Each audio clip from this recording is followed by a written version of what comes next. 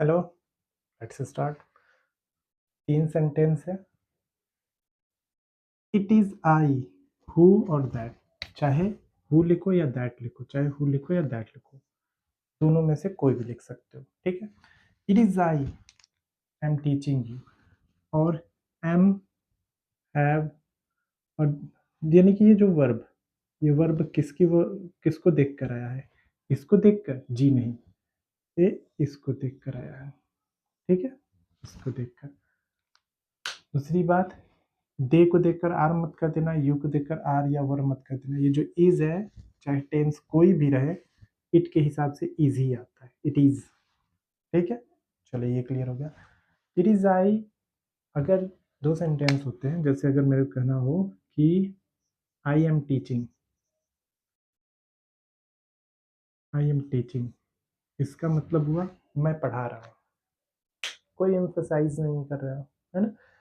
लेकिन इसकी जगह पर तुमको एम्फसाइज करना है, मैं ही तुम्हें पढ़ा रहा हूँ, इतने दिन से मैंने ऐड नहीं किया, मैं ही पढ़ा रहा हूँ, समझे?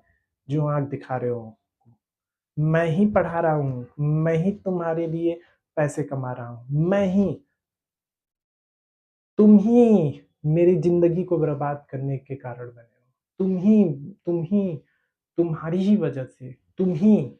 जब एम्फसाइज करते हैं तो इट लगा देते, इट इज, और जिस पर एम्फसाइज करते हैं वो सब्जेक्टिव केस में रख देते हैं, ठीक है। इट इज आई हु और दैट एम टीचिंग, मैं ही पढ़ा रहा हूँ, मैं ही पढ़ा रहा हूँ, मैं ही। इट इज दे, दैट और हु हैव हेल्प्ड यू, वही लोग, वे लोग ही तुम्हारी मदद की है, समझे? वही लोग तुम्हारी मदद किए।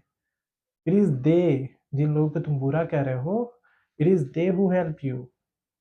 It is you who destroyed my life, तुम ही मेरा जीवन खराब किया, तुम्ही ने मेरी जिंदगी खराब की है। I know that I do not have a melodious voice, yet I try.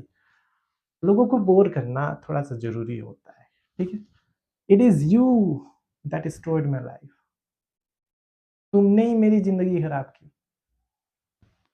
जिस पर एम्फसाइज किया उसको सब्जेक्टिव केस रख दो।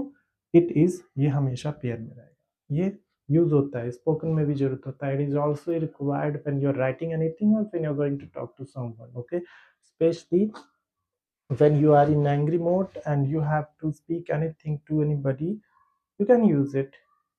Thank you.